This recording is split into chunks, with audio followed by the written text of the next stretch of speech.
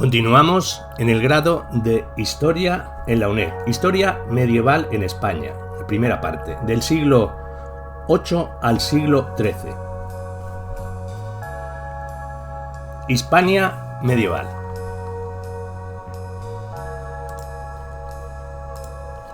Mentalidades y sociedad feudal, siglo XI y XII.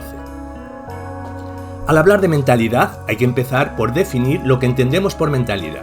La mentalidad colectiva tendría 5 componentes: un componente racional, un componente emocional, sentimental, un componente imaginario, tanto entendido como un conjunto de imágenes como realidad inventada, el inconsciente y por último los hábitos o prácticas, es decir, todo aquello que hacemos. En general se dice que la mentalidad son las maneras de pensar, de sentir, de ver la realidad, pero también son importantes nuestras acciones porque tras ellas subyace una mentalidad. Las prácticas no solo son una manifestación de la mentalidad colectiva, sino una fuente histórica para el estudio de esas mentalidades colectivas. George Dyke, miembro de los Terceros Anales, fue uno de los que más teorizó sobre la historia de las mentalidades. Él dice que no hay unas fuentes específicas para hacer una historia de las mentalidades como se pensó en un principio que podían ser la literatura y el arte. La psique colectiva, pues es la que más nos interesa. Se puede encontrar en todas las fuentes y, por supuesto, en las propias acciones humanas. La historiografía española, en este aspecto, lleva más de 30 años de retraso. La renovación de la historiografía española, paralela a la transición, se hizo influidos por la escuela francesa de los anales y por el materialismo histórico. Esta fue una renovación historiográfica vinculada a los segundos anales, y después, cuando los franceses avanzados, los años 70, dieron el salto a la historia de las mentalidades, España no lo siguió. La resistencia del estructuralismo a valorar el sujeto, tanto social como mental, dificultó que, además de la objetividad económica y social, se investigara con el mismo rigor la subjetividad de las mentalidades. Nos centraremos en el estudio de la dimensión más decisiva de la mentalidad medieval, que es la existencia de los 3 órdenes sociales. Se llama también sistema trifuncional, concepción tripartita de la sociedad, tripartición. Estos 3 órdenes son defensores, oradores y laboratores, es decir, caballeros, clérigos y campesinos.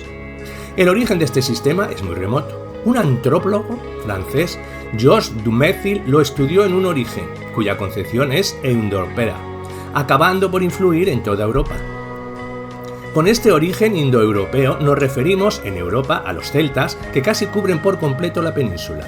Las mismas influencias que pueden haber tenido lugar en Francia han tenido lugar en prácticamente toda la península ibérica. La transmisión fue a través de los reinos cristianos occidentales. Es muy probable que la resurgencia indígena, que ha tenido momentos importantes en la península ibérica, influya a lo largo de toda la Alta Edad Media, de manera que de una forma u otra está presente en el momento en que se adopta de forma clara la tripartición de la sociedad en clérigos, caballeros y campesinos. Este sistema es una clave explicativa esencial para entender la formación y evolución del sistema feudal. Este sistema trifuncional explica muy bien la relación de los hombres con la sociedad, de la sociedad con la economía y la economía con el poder. La tripartición legítima se da con el cobro de rentas y servicios por parte de los grupos que constituyen los privilegiados. Se ha criticado al sistema trifuncional por la desigualdad social, la diferencia de clases o la detracción del excedente económico que generan los campesinos por parte de las otras 2 partes. Podemos dar por seguro que las contrapartidas que oradores y defensores prestaban a la mayoría de la sociedad y justificaba el pago de las rentas eran tremendamente sentidas y necesarias. El tercer estado sabía que en el periodo de funcionamiento más eficaz y estable de dicho sistema tenían garantizado la seguridad física de ellos y sus familias, ya que la formación del feudalismo tiene que ver con la necesidad de protección y la seguridad espiritual, el deseo colectivo de superar la vida terrenal en momento de la muerte, es decir, tenían garantizado el acceso al cielo. En la Baja Edad Media se produce una ruptura del sistema trifuncional y para muestra lo que decían los irmandiños en Galicia, que ellos se habían levantado contra señores caballeros y prelados, aún teniendo en cuenta que la mayor parte de la Iglesia gallega apoyaba en ese momento la revuelta popular, porque estaba dirigida contra la oligarquía alta nobleza. Aún así, no dudaron en incluirlos. Para el estudio de este sistema nos encontramos 3 tipos de posibilidades.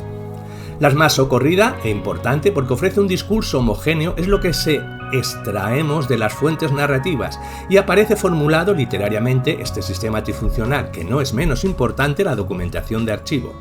En la iconografía artística, donde es costumbre encontrar las tres funciones representadas por separado, realizando cada una la actividad que le es propia. Por último, las propias prácticas en la vida social, económica, política y cultural, donde aparecen acompañados de sus propias mentalidades los hechos históricos. Durante la Alta Edad Media germánica queda muy claro cómo la aristocracia asume la función militar por influencia de los indoeuropeos, y quizá reforzado por las sugerencias indígenas prerromanas que se dan por todo el noroeste peninsular. La función militar y la eclesiástica que se dan durante la época germánica eran muy endebles, faltaba su fusión con clase dirigente, una visión más de conjunto de la sociedad. Aquí se empieza a dar la formación de una clase noble, con sus dos vertientes, laica y eclesiástica, a partir del momento en que los reyes germanos se convierten al catolicismo. Durante la Alta Edad Media, cristiana occidental, siglos VIII al X, aparecen las primeras formulaciones trifuncionales por escrito, donde se combina la función de los clérigos, de la nobleza y de los propios campesinos. El texto más antiguo para la época germánica es el de Isidoro de Sevilla. No habla de la tripartición aplicada a su época, sino que habla de Roma, y al hablar de Roma comenta cómo los primeros romanos estaban divididos en tres órdenes. Era una tripartición de tipo étnico. Según la tradición de los orígenes, Roma aparece dividida en senadores, caballeros y pueblos menores, entendiendo con esto a la plebe. Isidoro jugó un papel importante para que en el estado visigodo la Iglesia tuviera poder político, pero en su texto no aparece esa preeminencia de la Iglesia sobre los poderes públicos. La Iglesia ya tenía cierto poder político por la conversión al catolicismo de las élites suevas y visigodas, pero no tenía influencia política. Entrando más en la Alta Edad Media, seguiremos los análisis hechos por antropólogos e historiadores franceses, Georges Daiv, que publicó el libro Los Tres Órdenes o Lo Imaginario del Feudalismo. En él recogió los datos para Francia, pero extrapolándolo al resto de Europa. Con esta obra se pasó a prestar mayor atención al tema de la tripartición de la sociedad feudal. En la primera cita o referencia del siglo IX aparece claramente la tripartición tal y como la conoceremos durante la plena Edad Media: sacerdotes, milites y agricultores. La segunda referencia que nos menciona Georges Daiv es del siglo X y se trata de un clérigo y pone como primer orden a la Iglesia. El autor de esta cita lo primero que hace es dividir la sociedad en laicos y clérigos, y después a los laicos los divide en agricultores y combatientes. La función de los agricultores es la de alimentar a la Iglesia, además de pagar rentas a esta. Los combatientes, los milites caballeros, reciben una paga para defender a la Iglesia. Esta paga proviene del Estado carolingio y se pasa de una división bipartita de laicos y clérigos a una tripartita que incluye a los clérigos, agricultores y combatientes. Se relaciona con el pago de rentas y prestación de servicios. En el siglo XI, el obispo de Laon dice: triple es la casa de Dios que se crea una. Unos oran, otros combaten, otros además trabajan. Los tres están unidos y no soportan la desunión. Es la formulación de la trifuncionalidad. Es curioso ese, además, ya que los agricultores también tienen que orar y combatir, además de trabajar. La última frase llega a punto máximo para la función social de la Iglesia, como que ya forma parte de la cúspide. El uso del número 3 está en relación con la idea de la Trinidad. Además, la casa de Dios, porque es el creador de todo, incluyendo la sociedad, siendo el que dice qué papel va a desempeñar cada uno. Es muy probable que esta formulación final de la sociedad trifuncional llegara a la península ibérica a través del Camino de Santiago. Con todas estas formulaciones, lo que se busca, en realidad, es de poner un nombre a unas prácticas que ya existían desde los orígenes de la Edad Media, en el siglo V. Las tres funciones se venían ejerciendo, social, económica y políticamente, desde varios siglos atrás. Se fue añadiendo la función militar a la nobleza, mientras que la Iglesia fue ejerciendo con más fuerza su función de rezadora. Los campesinos ya estaban ahí, antes de que se formasen los grupos dirigentes, trabajando para ellos mismos. Cuando se necesita una formulación clara de este sistema es el momento en el cual se constituye el feudalismo en la plena Edad Media. La mayor parte de los estudios sobre el ámbito de las mentalidades para esta época son franceses. Es la falta de investigación más o menos concreta y detallada del fenómeno del sistema trifuncional en la península ibérica. Del siglo XIII, decían algunos autores, apoyándose en algunas fuentes narrativas, que se podía pensar que se da una tardía aparición de los tres órdenes en la península.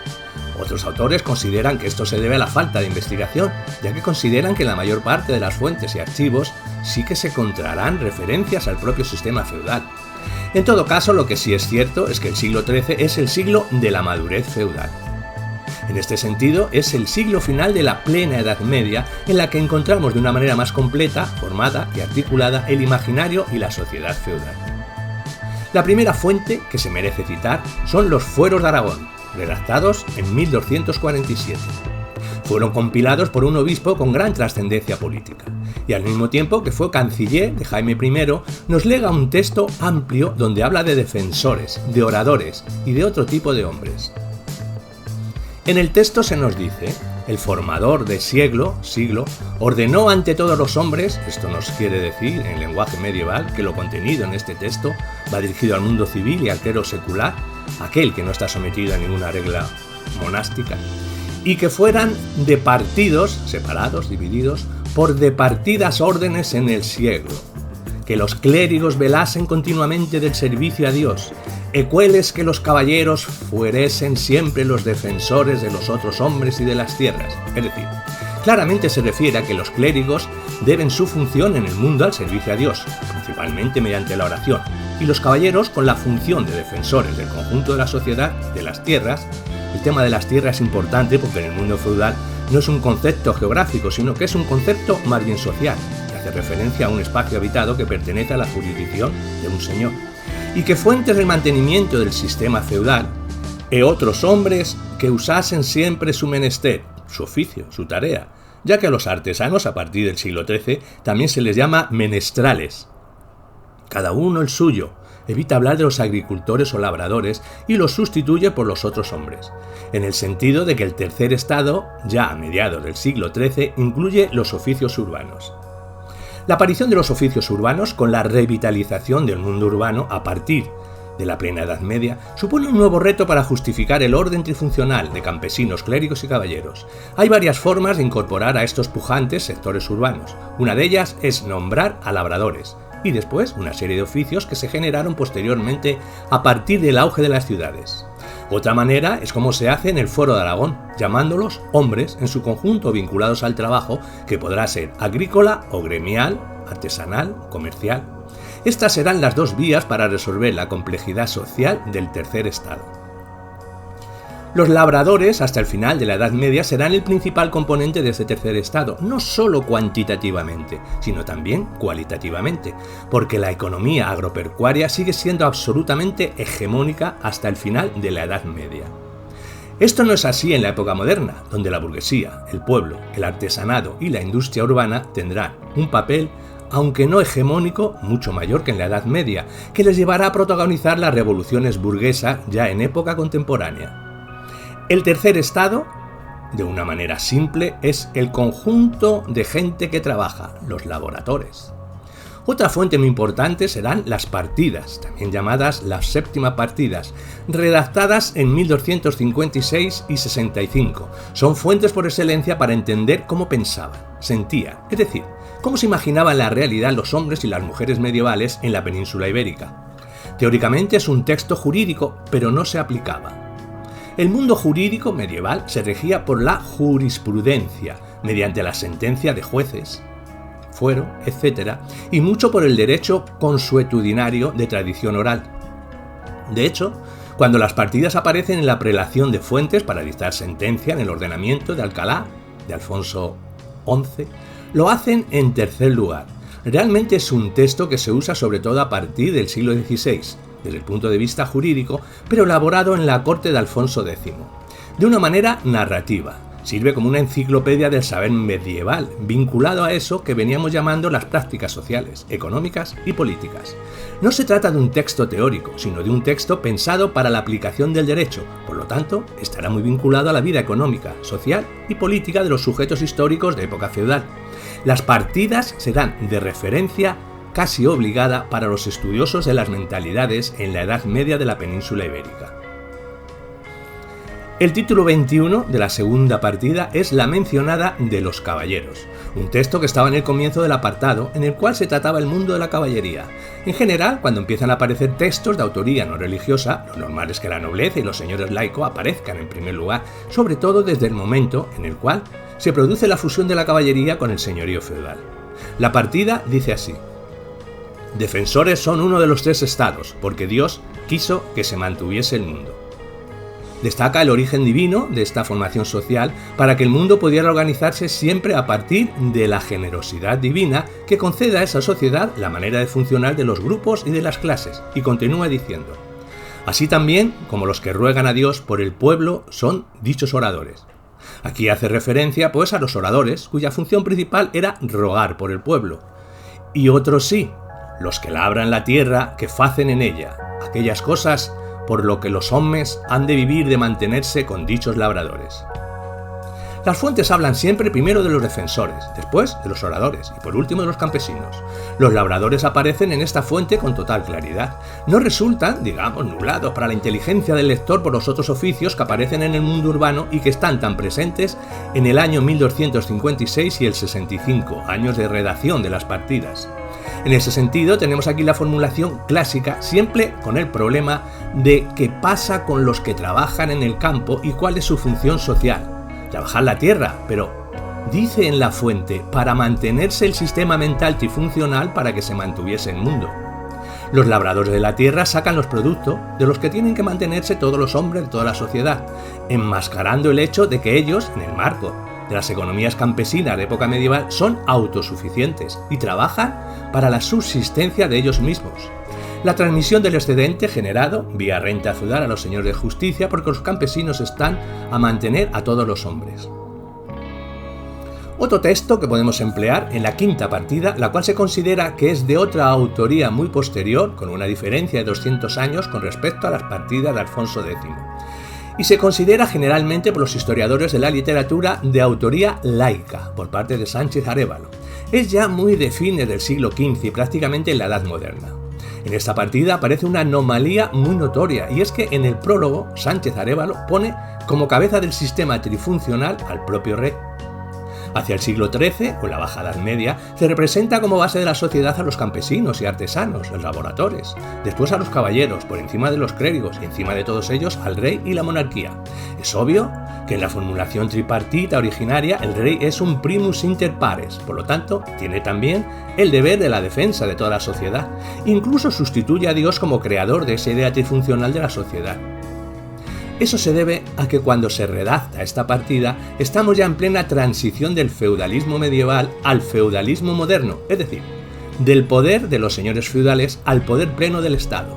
Sánchez Arévalo, en el prólogo a la partida quinta, dice así: noble rey don Alfonso, considerando que los hombres son nástidos para trabajos e infortunios, de entrada ya nos recuerda al Génesis del Antiguo Testamento, que estamos en el mundo para sufrir y ganar el pan trabajando con las manos como castigo a causa del pecado original, es decir, una formulación ciertamente autoritaria.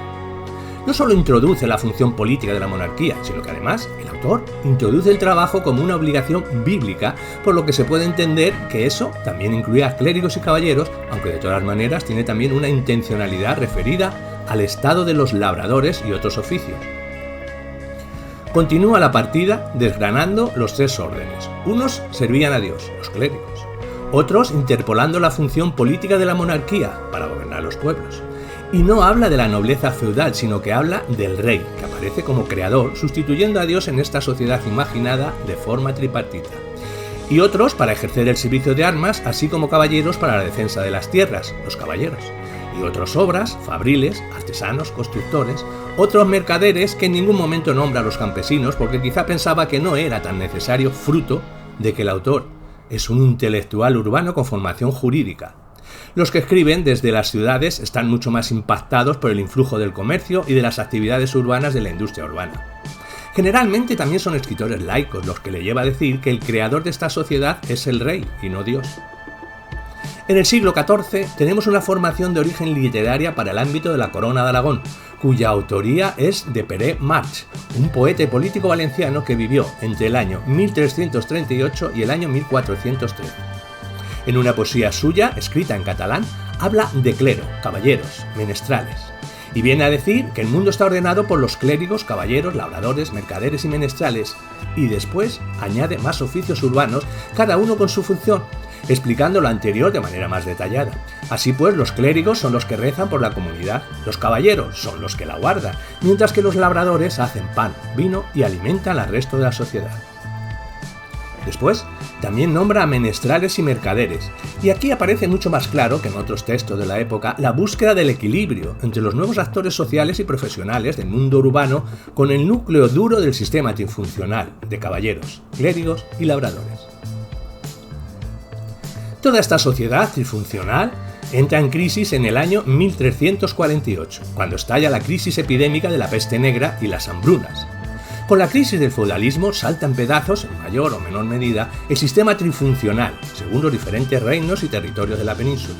Lo que hace estallar, de forma definitiva, este sistema trifuncional será, por un lado, el auge de las ciudades, con la aparición de nuevas clases y grupos que surgen en su seno adquiriendo un mayor protagonismo político.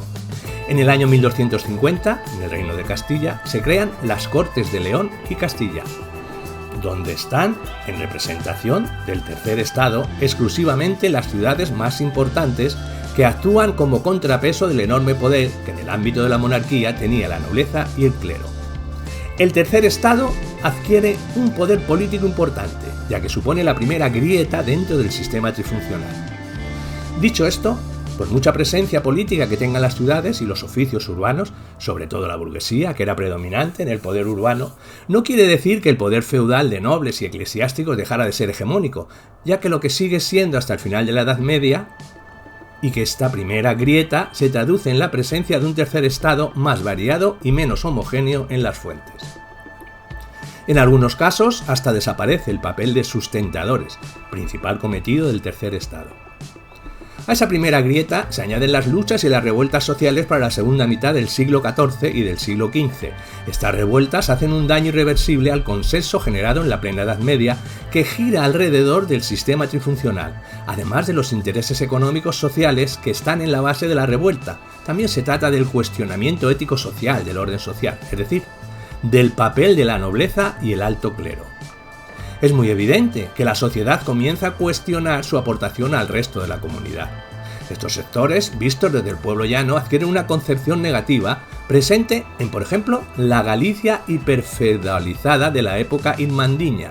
El motor de la impugnación social reside en el incumplimiento de sus funciones sociales, que son la defensa de la sociedad, y en menor medida actuar como intermediarios de Dios, aunque esto último estaba ya muy debilitado. Los defensores, los señores, incumplen con su función, porque se transforman en malhechores y en el caso del alto clero también se convierte en objetivo de crítica, aunque de una manera menor con respecto a la nobleza. El sistema trifuncional será sustituido por un sistema bifuncional.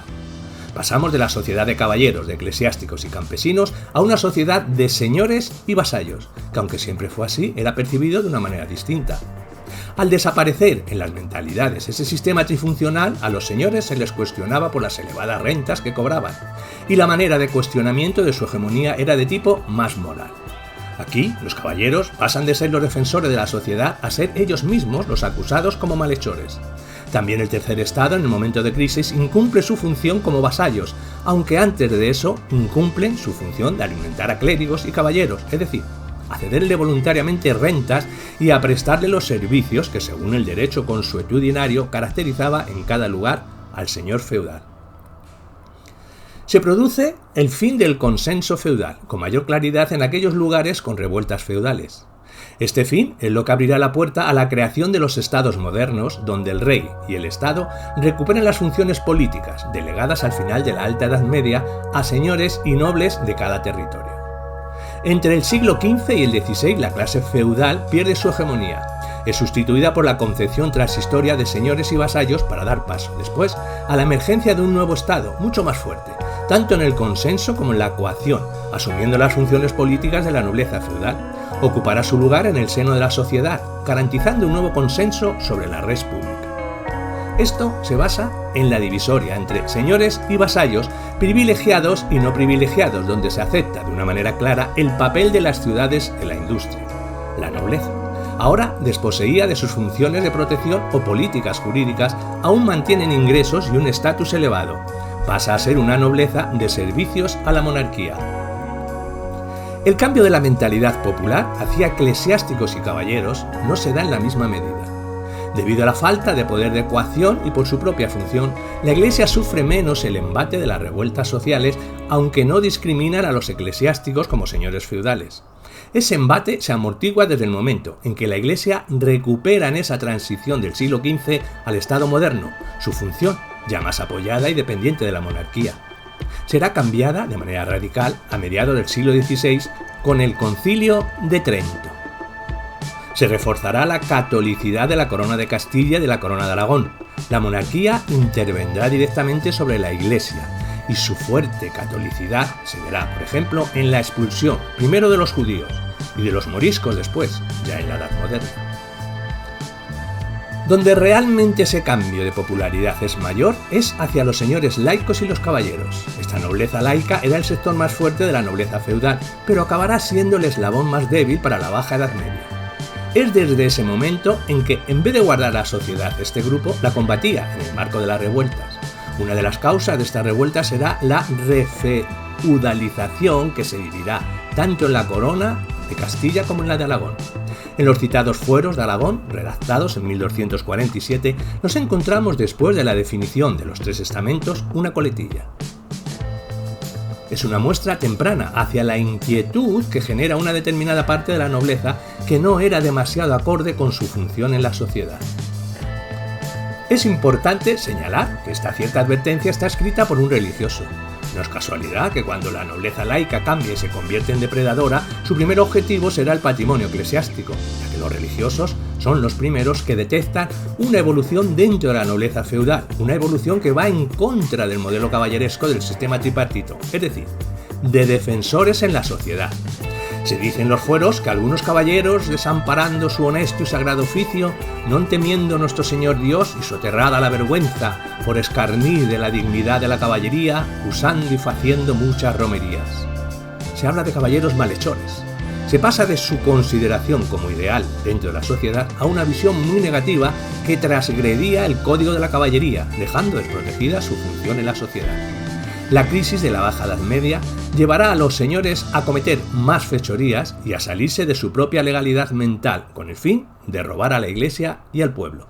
En definitiva, sin el estudio de las mentalidades no se puede entender la formación, desarrollo y resultado de la crisis bajo imperial.